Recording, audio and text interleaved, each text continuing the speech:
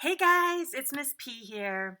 I hope everybody is doing well. I'm sure you've all heard by now that we're going to be out of school for the rest of the year, and I am so heartbroken about this and really sad. I've been missing you guys and thinking about you a ton. But I thought that one way that we could stay connected is to have some videos that I'll put together once in a while, and we can read together. We can do some writing and maybe do some poetry, and we'll see how that goes. So, if you're watching this, please let the other students know about it so that everybody can subscribe and see when I put new videos out. I'm really nervous. I've never done a video before. It's my first time. So bear with me as I try to figure this out, guys. But I hope everybody is staying safe and healthy and staying home and reading as much as you possibly can. And Cooper, I want to talk about him because you guys always ask about him. He's doing great. He's totally on the mend. I've got the cards that you guys wrote for me around the apartment. So they bring me a lot of joy, and Cooper loves to look at them too. So I really appreciate all the love you guys have sent for Cooper. He is taking a little nap right now. So today I want to read us a book. It is called Whoosh. This book is literary nonfiction. So you guys probably remember it is a literary nonfiction, means this is a true story. This actually happened, but this story is written like a fiction book. So we've got illustrations, we've got a plot, we have characters, we have a theme. So they have told a true story in an entertaining way by making it literary with all the elements of fiction. I know Leandra has read this book. Maybe some of you guys saw it in our classroom library, but if you haven't read it, I'm so excited to read it today because it's about the man, Lonnie Johnson, who invented the Super Soaker water gun. Pretty cool story. And if you guys remember, whoosh is a type of figurative language. So try to see if you can remember what type of figurative language that is. All right, let's get into it.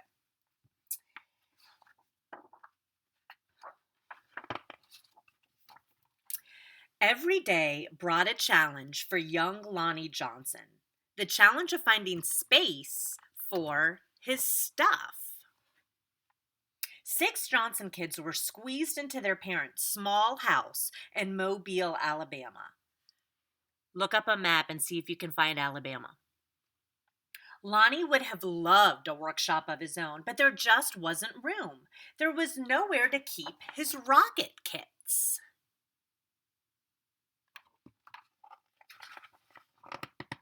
Bamboo shooters, rubber band guns, a Rector set, go-kart engine, bolts and screws and other spare parts his dad let him bring in from the shed, and various other things he'd hauled back from the junkyard.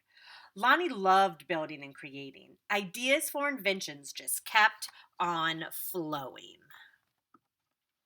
Maybe while you guys are at home, with your parents' permission, of course, maybe you can find some things that are maybe broken or you don't use anymore, and you can see if you can take them apart, build new things, put them together, see what types of inventions you can build. He learned how to make rockets from scratch. Kids at school gathered to watch Lonnie launch them, and he learned how to make rocket fuel. When it caught fire in the kitchen, Lonnie's mom didn't make him stop. She just sent him to work outside. I'm starting to get some character traits of the mom here. She seems like a pretty cool lady. Lonnie wanted to spend his life designing things, building things, and getting them to work. He wanted to be an engineer. However, Lonnie took an exam that said he would not make a very good one. His dream had been challenged. Lonnie was discouraged, but he knew that whoever had graded his test hadn't met Linux. Oops, sorry guys, I'm trying to get used to doing this whole video. Okay, so there he is launching his rocket at the school. Here he is finding out that a test says he's not going to be a good engineer.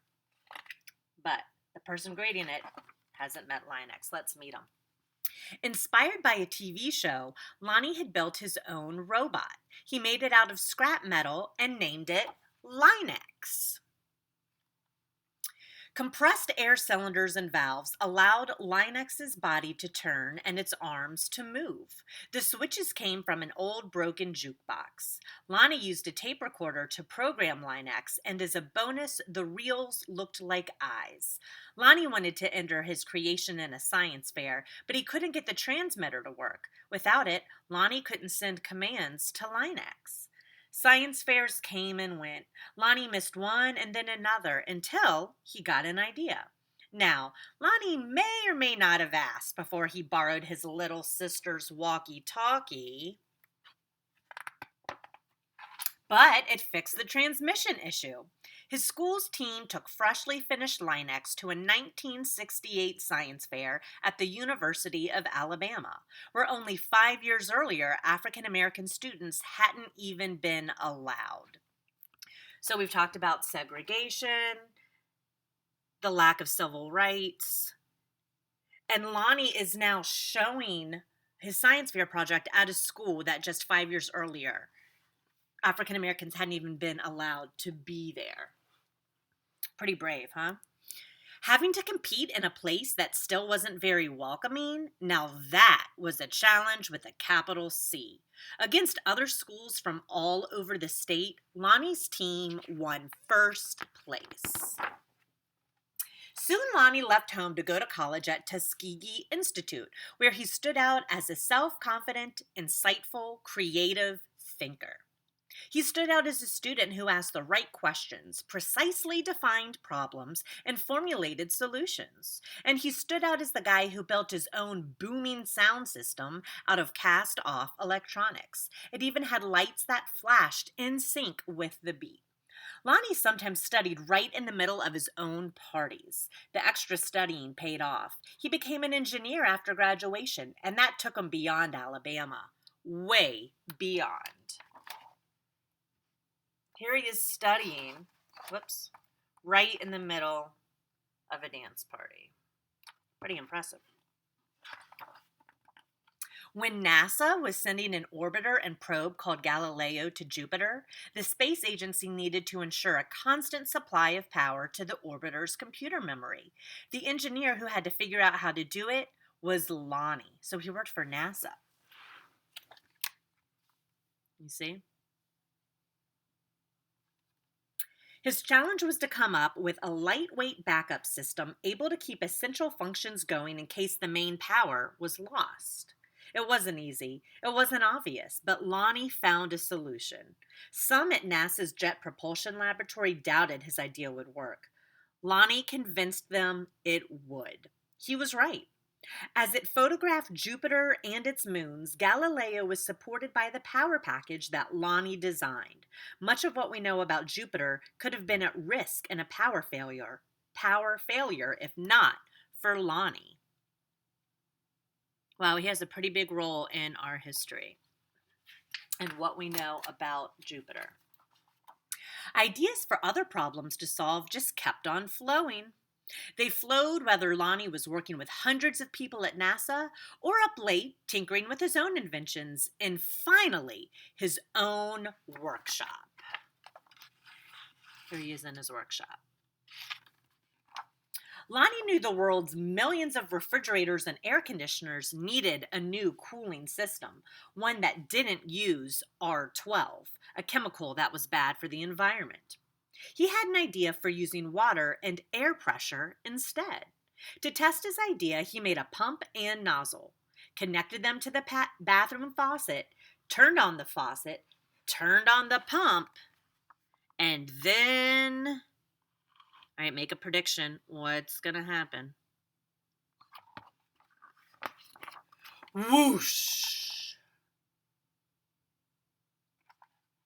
The stream that blasted across the bathroom was so powerful, it created a curtain-swirling breeze. It also gave Lonnie an idea for yet another invention. This, he thought, would make a great water gun. So he was trying to find a solution for a way to cool refrigerators and air conditioners, and now he's thinking water gun. First, he had to find or make the parts, including a pump small enough for a child to handle. Then he had to glue the parts together into a prototype. an early version with room for improvement.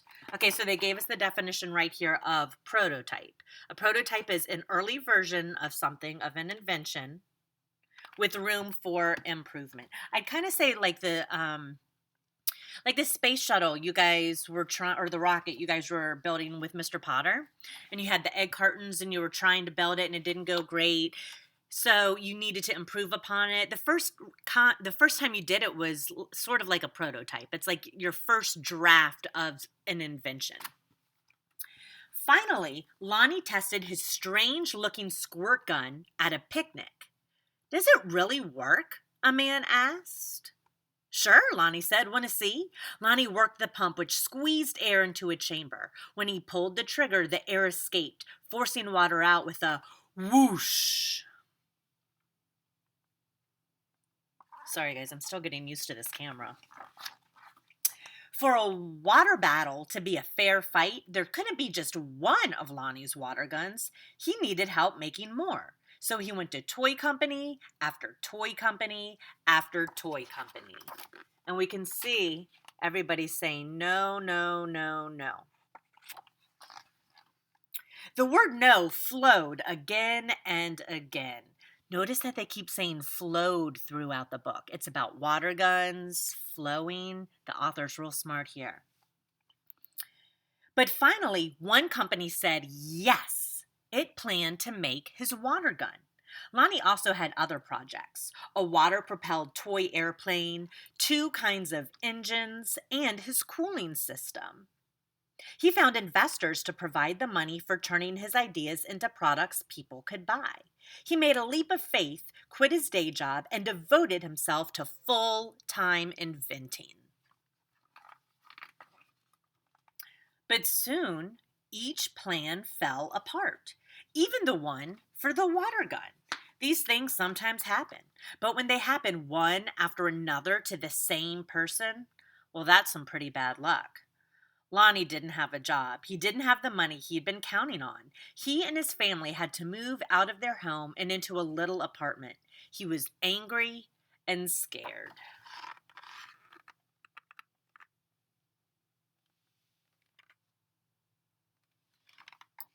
But Lonnie had dealt with challenges all his life. He knew a lot about solving problems, and he still believed in his inventions, especially the water gun.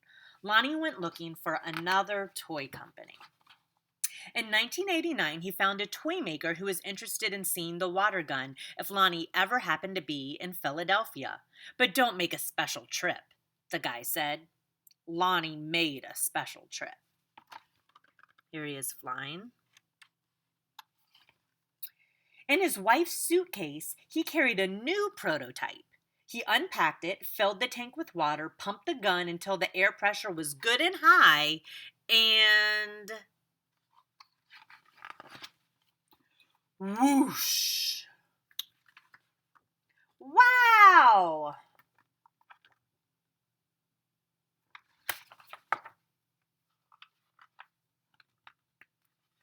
Kids everywhere agreed with that wow. Lonnie's water gun, called the Super Soaker, became a smash hit. In no time, there were Super Soakers in backyards and on beaches, in parks and on playgrounds. Each sale of a Super Soaker put a little money into Lonnie's pocket. All those hours, all those years that Lonnie spent in his workshop had paid off big time. Now he could afford to do just about anything he wanted.